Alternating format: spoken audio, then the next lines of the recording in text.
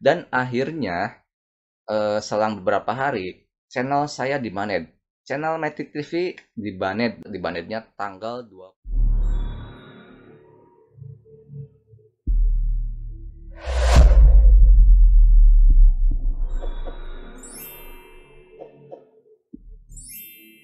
Halo Sobat Metrik, selamat datang kembali di Metrik TV. Seperti biasa sebelumnya, bagi yang masuk video ini saya doakan semoga sehat selalu, sukses dan berkah. Amin.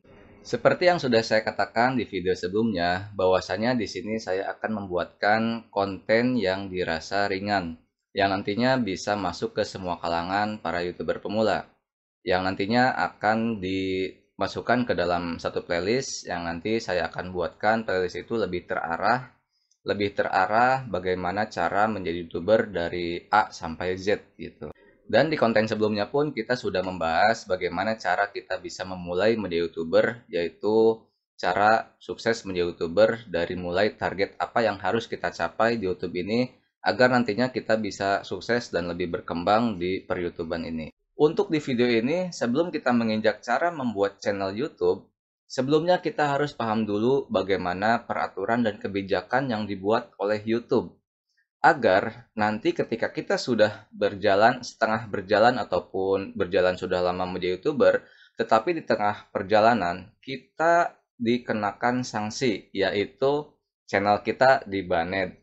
Termasuk nantinya juga saya akan membahas agar bagaimana kita bisa lolos monetisasi dengan sempurna dan juga dengan cepat gitu ya. Yang seperti saya rasakan, saya pengajuan monetisasi itu selama 1 hari. Mungkin banyak yang merasakan di monetisasi itu prosesnya panjang, ada yang mungkin 30 hari, ya paling cepat juga 1 minggu. Tapi di sini alhamdulillah saya merasakannya itu cepat ya, 1 hari sudah langsung di ACC. Oke, sebelumnya mungkin banyak yang mendengar monetisasi, tetapi apa sih arti dari monetisasi itu? Monetisasi itu adalah nantinya video kita akan bisa mendapatkan iklan. Nah, dari iklan itulah kita akan bisa mendapatkan penghasilan di YouTube ini. Adapun syarat untuk kita dapat dimonetisasi, yang pertama minimal memiliki 1000 subscriber. Yang kedua, minimal memiliki 4000 jam tayang selama 12 bulan terakhir. Dan yang tidak kalah penting, yaitu mengikuti semua pedoman kebijakan peraturan yang telah dibuat oleh YouTube. Nah, peraturan itulah yang akan kita bahas pada video ini. Simak selengkapnya. Artikel tentang pedoman kebijakan yang telah dibuat oleh YouTube itu sebetulnya telah ada di bantuan YouTube. Tetapi mungkin di sana kita repot untuk membaca semua yang ada pada artikel tersebut. Nah, di sini saya akan coba membahasnya yang penting-pentingnya saja, yang nantinya bisa kalian serapi dan kalian bisa gunakan sebelum kalian memiliki channel YouTube yang nantinya akan aman sampai kapanpun. Adapun kebijakan peraturan YouTube agar nantinya video atau channel kita itu aman dimonetisasi, kita tidak boleh yang pertama melakukan spam, praktek penipuan, dan scam. Arti dari spam itu artinya menyampah ya, menyampah video pada channel kita. Ini salah satu yang saya lakukan dulu ya. Jadi saya itu tidak memiliki target ketika saya mengupload video dalam hari tersebut. Saya upload saja tanpa berpikir kedepannya itu adalah spam. Ternyata saya mendapatkan pelanggaran bahwasanya itu adalah spam. Perlu diketahui bahwasanya kita itu maksimal mengupload video dalam 1 hari itu adalah 15 video.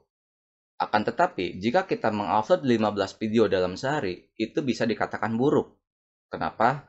Karena kita tidak memiliki target untuk penonton kita, yang nantinya penonton kita akan kebingungan melihat video pada channel kita jika kita banyak sekali mengupload video dalam 1 hari tersebut. Lebih baik kita upload video 1 hari sekali, tetapi satu video itu bisa bermanfaat buat penonton kita. Lalu ada yang namanya praktek penipuan. Praktek penipuan ini yaitu sering dilakukan oleh para clickbait ya. Nah, mungkin bahasa ini jarang terdengar, tetapi pastinya kalian pun pernah mendengar ya yang namanya clickbait. Clickbait itu artinya si kreator itu memasang thumbnailnya apa, tetapi isinya apa. Nah, itu termasuk sebuah pelanggaran. Lalu scam. Nah, scam ini pun pernah saya alami juga. Dan ada juga teman saya yang sampai channelnya itu diblokir. Jadi dia mengupload cara-cara yang dimana cara itu adalah cara mungkin contohnya seperti cara hack ataupun cara mod aplikasi. Nah, cara hack aplikasi ataupun cara mod aplikasi ataupun cara-cara yang lainnya yang itu dilanggar oleh mungkin bisa disebut ya melanggar kebijakan hak cipta gitu ya, hak cipta yang namanya aplikasi pemilik. Itu pun sangat berbahaya untuk kelancaran pada channel kita nantinya. Selanjutnya yang kedua, kita tidak boleh mengupload video yang isinya itu ketelanjangan dan seksual. Nah, ini mungkin di Indonesia sudah ada yang namanya KPAI. Nah, di YouTube pun ada seperti itu. Ketika kita mengupload video yang isinya vulgar, maka itu videonya akan dicekal oleh YouTube. Karena YouTube itu bukan hanya sebuah sistem, tetapi ada juga yang memantau, yaitu seperti kita ya manusia. Ada tim YouTube juga. Di sana tim itu memantau video kita.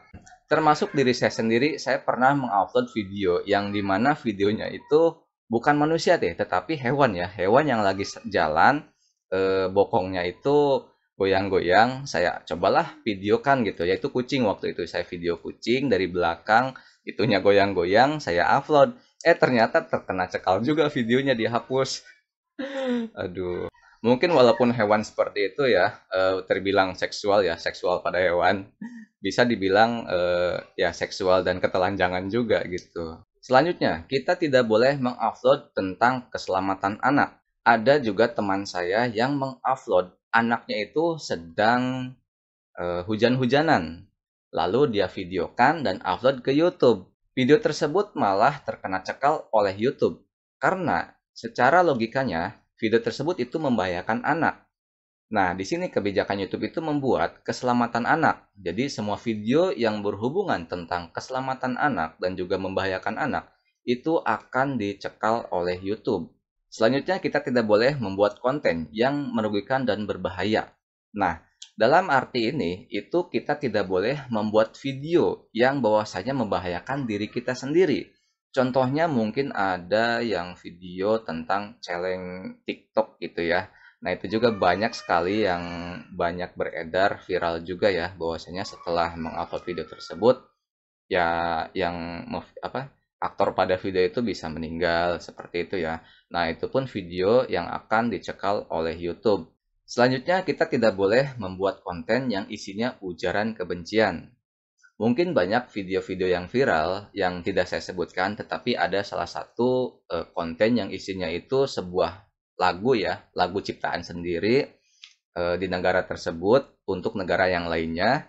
Isinya itu tentang mungkin bisa dibilang ujaran kebencian ataupun ya isinya tentang ya seperti benci seperti itulah ya. Nah, itu video yang salah satu akan dicekal oleh YouTube. Selanjutnya, kita tidak boleh membuat konten yang isinya pelecehan dan cyberbullying. Nah, mungkin untuk bullying ini itu bukan hanya dicekal oleh YouTube, tetapi nantinya kita akan dicekal oleh yang kita ngebullying ya gitu kan. Karena di Indonesia ini sudah ada yang namanya Undang-Undang ITE yang dimana ketika kita membuli seseorang di media sosial itu akan cepat sekali ya kita ditangkapnya gitu ya seperti itu. Bukan hanya di TV-TV ataupun di reel-reelnya, tetapi di YouTube pun ada peraturan seperti itu tentang pelecehan dan cyberbullying. Nah, seperti itu. Nah, itu tadi beberapa peraturan pertama yang dimana video kita itu tidak akan aman untuk dimonetisasi. Artinya nantinya video kita di pertengahan jalan bisa-bisa akan diblokir alias dibanet dan tidak bisa dibuka kembali yang pernah saya rasakan ya. Nah, selain beberapa peraturan yang tadi saya sebutkan, ada yang tidak kalah penting, yaitu konten re-upload atau konten yang digunakan ulang. Nah, di sini sangat riskan ya ketika kita membuat video, tetapi video itu adalah hak milik orang lain, lalu kita upload kembali. Nah, itu bisa dibilang sangat berbahaya. Yang pernah saya rasakan, ketika saya berpikir bahwasanya saya ingin mendapatkan penonton dan juga jam tayang banyak, di situ saya menguploadlah film-film Korea dan ada juga film Doraemon. Dan ternyata ada yang mencekal video saya, yaitu mencekalnya yang punya video tersebut. Nah, jadi ketika kita mengupload video orang lain, nanti si orang itu akan tahu siapa saja yang sudah menggunakan videonya tersebut. Jadi harus berhati-hati ketika kita menggunakan konten orang lain. Walaupun di sini kita sudah meminta izin, sudah minta izin kepada orang tersebut untuk kita mengupload videonya.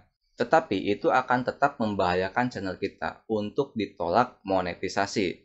Nah, terkait video yang re-upload, itu ada dua tipe ya. Dua tipe video re-upload itu ada dua tipe.